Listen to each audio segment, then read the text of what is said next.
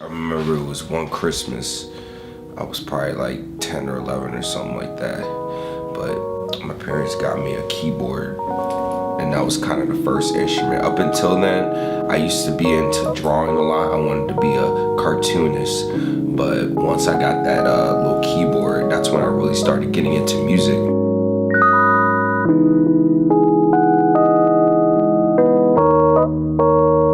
Once I started learning guitar was when everything kind of changed for me. I think I was about 13 or 14, something like that. I was trying to impress this girl, and her friend who was friends with me, he had a guitar, so he let me borrow his guitar. And I was just trying to play just to impress her, but needless to say, I didn't get the girl, but I fell in love with something else, if you know what I mean.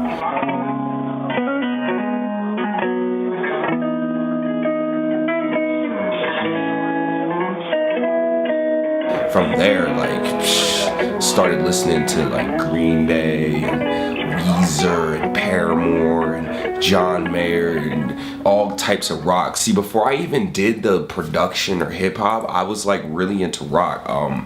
The whole reason why I'm called Kid Jimmy in the first place is guitar. That's my main instrument, and it's based off, you know, Jimi Hendrix. When I was in high school, I dressed up as Jimi Hendrix, and I did the Star Spangled Banner, dressed up as him, kind of like as he did in Woodstock, and I did it in front of the whole school. And ever since then, everybody was like, whenever they would see me, oh, that's Jimmy. So I kind of just ran with it. That's how I got my name. Everybody knew me in high school as, you know, I played guitar. I used to play in a bunch of bands and stuff like that, and we used to do shows all the time and stuff. And I wasn't really even, like I said, producing back then. Like, the only reason why I got into it for the first place was because I was trying to record demos for my band.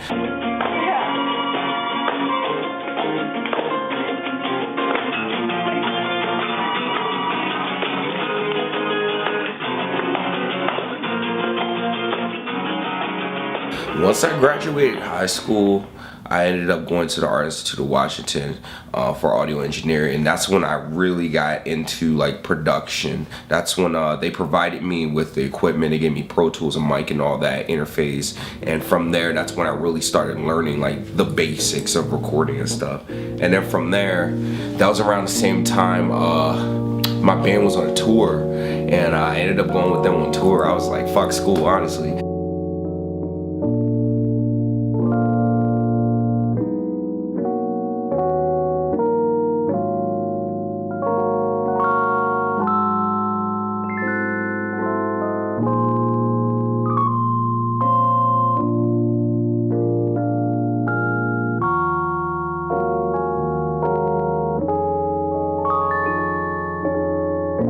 I ended up dropping out after the first year, but still, like, going there taught me the basics of, you know, production and how to record and stuff. And I kind of just took it from there.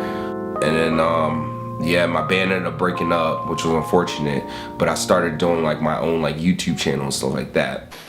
Yep, this is my ghetto studio, my hustle and flow, what I'm using right now. I mean, just because it looks tacky doesn't mean my recordings are tacky, and hopefully you'll see that in the mixtape. I also ended up interning at my homie's studio out in Bethesda, and he also taught me a lot of things as far as not only production, but recording as well.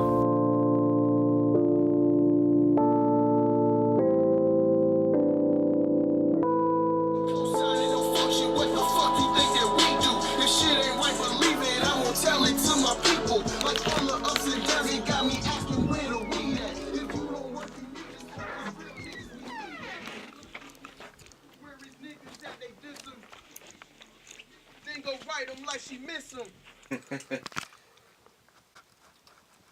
Alright, I'm about to stack right now. I was interning there for a little bit while working a part-time, and then I ended up getting laid off from the part-time, so it was crazy around that time because me and my friend were also talking about going to Cali, so I was like, fuck it, man. Like, I ain't got much to lose at this point. I think I had like $100 in my pocket. And me and my friend been talking about going and living in Cali for so long, and finally he just hit me up one day like, yo, you trying to really go and do this? And I'm like, bro, I'm down. Like, dream on, man.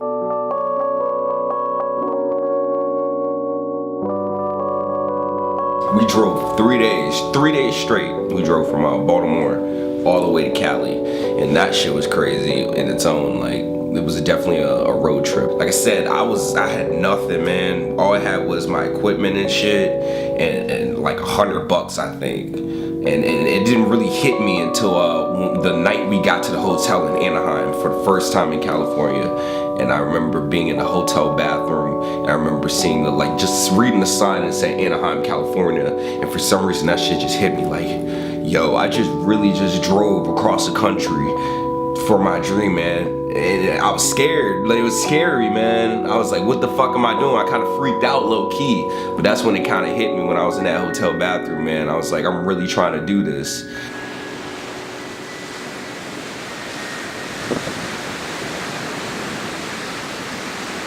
The whole reason why I started doing instrumentals was because one day, trying to look for this Drake instrumental, because I was trying to record a freestyle to it, a guitar freestyle, and I couldn't find it. So I was like, fuck it, I'm gonna just remake it myself. So I remade it completely from scratch, put it up on YouTube, and I think that thing got like 20,000 like a week, 20,000 views. And I was like, oh shit, that's crazy. And so from there I was like, okay, so people are, I guess, like, my production levels is somewhat good if people are downloading and whatnot. So I continued to start making more and more Drake instrumentals, just remaking them from scratch. And like, as I was doing that, it was kind of teaching me like more and more production, if you get what I mean, because, you know, I was learning how certain producers use certain snares and all that type of stuff. So it really got me even deeper into beats. But yeah, I was just making Drake instrumentals and putting them up on my YouTube channel for free. And then I ended up making the 0 to 100, and that's when things kind of changed, because once that song came out and I remade the instrumental, I did it all from scratch. Once I remade that, that shit blew up. I think that shit got like 1 mil. So another cool thing I found was a Chris Brown Instagram video. It's a little clip of him freestyling. If you listen real closely, I can hear my snare. So he's using a beat that I remade. Check it out. Man, take a nigga bitch real quick. See me take a pussy, I be on the kind of deal shit. Smoking for an hour when I still lit. Put the potato on the pistol, nigga salty, I'm make chips. Bitches wanna fuck in the street, nigga. Like I said, it's pretty dope, pretty dope. Yeah, but I mean, I didn't make this video to really brag, but it's more so just to show that anything is fucking possible, and that if you just work hard and you just, you know, keep going towards your dreams, anything can happen. Like I said, it blows me away the fact that somebody as big as Chris Brown, for example, listened to something that I made. So it shows that I'm in the right path to success. Yeah, ever since that happened, that kind of blew up. And that kind of got a lot of people kind of looking at my channel. So from there, I started doing original beats, because obviously I can't sell these instrumentals. They're not my songs, they're just remakes. So I just put those out for free, and then I just started making my own beats and just kind of selling those kind of on the side. And then that's kind of how like things started. And it's crazy how like things worked out, because that was around the time when I was in Cali. I had a job, I was working fucking selling phones and shit, so I had a part-time job, and I was doing just the beats and everything on the side, you know, here and there. But then I ended up getting laid off, and so from there I was like, wow, I really need to take this beat stuff seriously, because this is my only source of income now. And at that point I was getting good enough traffic where I was getting like income on a regular basis. I mean, it was still scary, because I don't know, I didn't know if I was gonna eat next week. I didn't know anything, man. I was this is back when I had my apartment out in Long Beach, and yeah, I was just working, man, just putting up beats and all that. That's why I started the whole Beats of the Week in the first place.